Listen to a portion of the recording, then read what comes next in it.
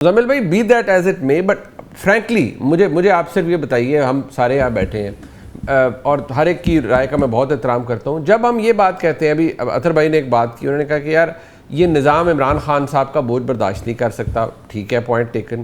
دوسری بات یہ ہے کہ انہوں نے کہا جی متعدد دفعہ انہیں اپروچ کیا گیا ہے کہ ایک یہ کہ آپ خاموش ہو جائیں، اس حکومت کو چلنے دیں، اس نظام کو چلنے دیں. میرا سوال آپ سے یہ ہے، کیا یہ نظام جس طرح سے بھی یہ بنا ہے، اس کو سٹچ اپ کیا گیا ہے، اسے عمران خان صاحب کی ویلیڈیشن کی ضرورت ہے؟ نمبر ایک. دوسرا یہ کہ کیا عمران خان صاحب جیسی شخصیت سے یہ ایکسپیکٹ کرنا کہ بھئی آپ خاموش ہو کے بیٹھ جائیں، یہ آپ کے لیے ڈیل ہے، خاموش ہو جائیں گے تو آپ باہر آ کے بیٹھ جائیں، یہ آپ کو لگتا ہے does it appeal to the common sense کہ یہ بات ان سے کی جائے گی؟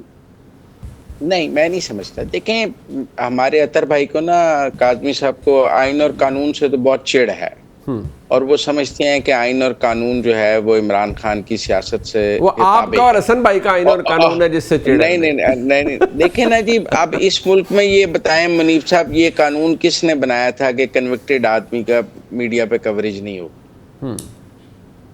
یہ قانون کس نے بنایا تھا؟ جی عدالتی حکم تھا، پیمرا کا قانون تھا، ظاہری بات ہے. پھر اور اس پر عمل درآمد کس حکومت میں شروع ہوا؟ خان صاحب کے دور میں.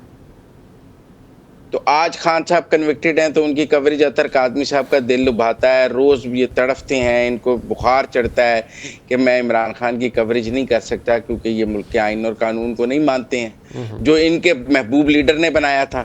ہم نے تو نہیں بنایا، اس سے پہلے تو یہاں کنوکٹڈ لوگوں کی کوریج ہوتی تھی. مجھے یہ بتائیں، عمران خان نے کب یہ نظام اپنے پاؤں تلے روند کے گرایا؟ کوشش بہت کی ہے لیکن ان سے گرا کبھی نہیں. آج بھی وہ باہر آ جائیں، 2-3 لانگ مارچ کر لیں گے، انہوں نے 14 میں بھی کیا، اب بھی کر لیں گے.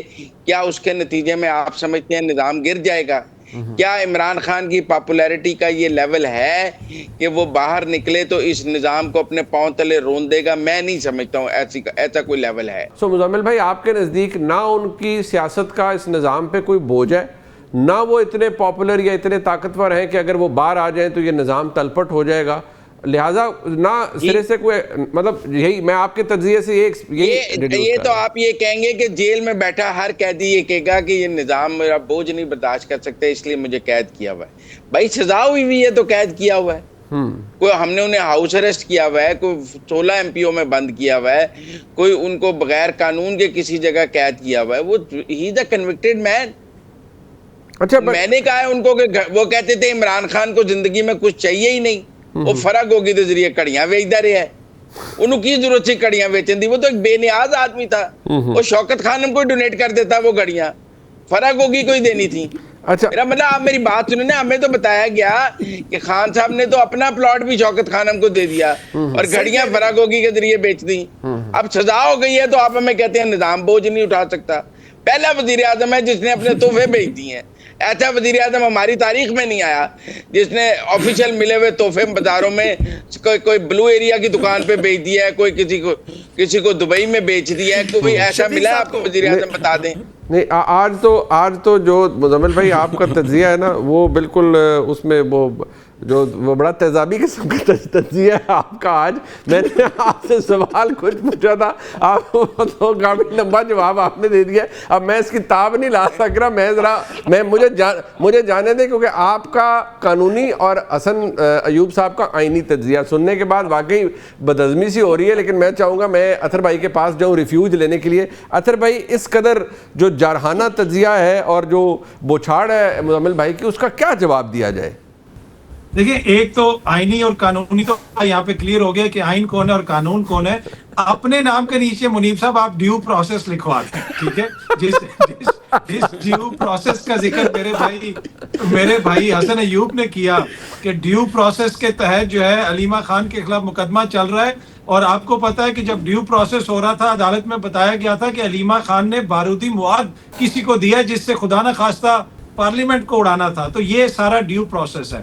جہاں تک مزمل صاحب نے مجھے کہا کہ ان کے ڈیئر لیڈر اور ان کے محبوب لیڈر، تو مزمل صاحب کی باتوں سے لگا کہ ان کے وہ جو ریئل ڈیئر لیڈر ہے نا، کم جونگ ان، لگا ایسے کہ یہ نارتھ کوریا کا کوئی تجزیہ کار ہے کہ جو برداشت ہی نہیں کر سکتا کہ بھائی کوئی کہیں پہ آپ سے مخالفت بھی ہو سکتی ہے. دیکھیں جو کچھ اس دور میں ہو رہا ہے کیا وہ ماضی میں کبھی ہوا؟ مزمل صاحب نے مثالیں تو دے دی. میاں صاحب کو عدالتوں میں پیش کیا جاتا تھا, عدالتوں کے باہر کھڑے ہو کے وہ گھنٹہ گھنٹہ میڈیا سے بات کرتے تھے. مریم بی بی بات کرتی تھی, مزمل صاحب ٹی وی پروگراموں میں بیٹھ کے کرتے تھے بات, ان کی تصویر بھی نظر آتی تھی. اگر پی کا کوئی آیا تھا تو اطہر من اللہ صاحب نے اس کو 2 منٹ میں اڑا کے رکھ دیا تھا. کیا اب وہ سچویشن ہے اس وقت؟ تو دیکھیں نا, واقعی اتنا بوجھ ہے کہ کوئی کسی کا بوجھ نہیں اٹھا سکتا. ہاں اگر میرے خیال میں کسی کو کسی بوجھ کا بھار نہیں ہے تو وہ ایک چیز کلیئر ہے کہ مزمل صاحب کو اپنے ضمیر کا کوئی بوجھ نہیں ہے, نہ وہ اس کو اٹھانے کے لیے تیار ہے. تو فیصلہ ہم نے یہ کرنا ہے کہ وہ اس میں یہ 3 کردار بڑے امپورٹنٹ ہیں, ایک آئین, ایک قانون اور ایک آپ ڈیو پروسیس.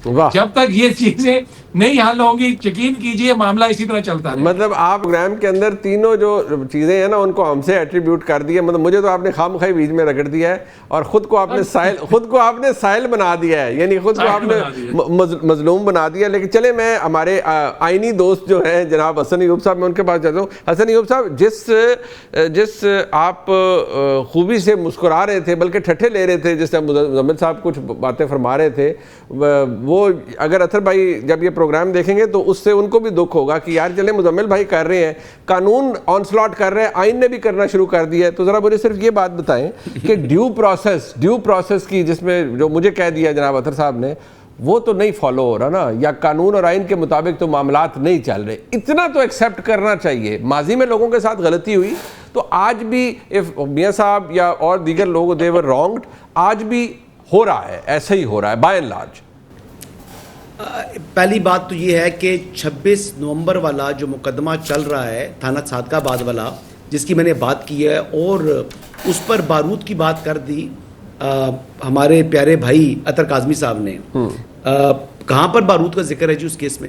اس مقدمے کی بات نہیں کر رہا میں, جو ان کے اوپر ایک اور مقدمہ ہے تو پھر جس کی میں نے بات کی ہے پھر آپ اس کی بات کریں نا. پھر جو جس کیس کی میں نے بات کی ہے, تجزیہ کیا تھا, پھر آپ اس کی بات کرتے. آپ بارود کو بیچ میں لے آئے ہیں. جس جگہ پہ یہاں پہ آپ ڈیو پروسیس اس مقدمے میں بارود کر رہے ہیں.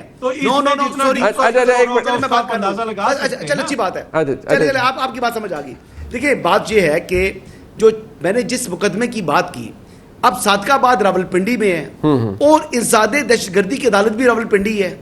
اب انسداد دہشت گردی کی عدالت پر علیمہ خانم کہتی ہیں کہ جناب اس عدالت کی جورسڈکشن نہیں بنتی, یہ کوئی اور جو ہے انسداد دہشت گردی کی عدالت بنے گی. بھائی خدا کا خوف کرو, اب راولپنڈی کا مقدمہ پنڈی کی عدالت سنے گی نا, لیکن 13 مرتبہ اس میں بیلیبل اریسٹ وارنٹس جو اریسٹ جاری ہوئے علیمہ خانم کے, وہ اڈیالہ جیل بیٹھی رہی ہیں, لیکن وہاں سے یعنی 3 کلومیٹر کے فاصلے حسن بھائی آپ سمجھتے ہیں کہ علیمہ خان دہشت گرد ہے؟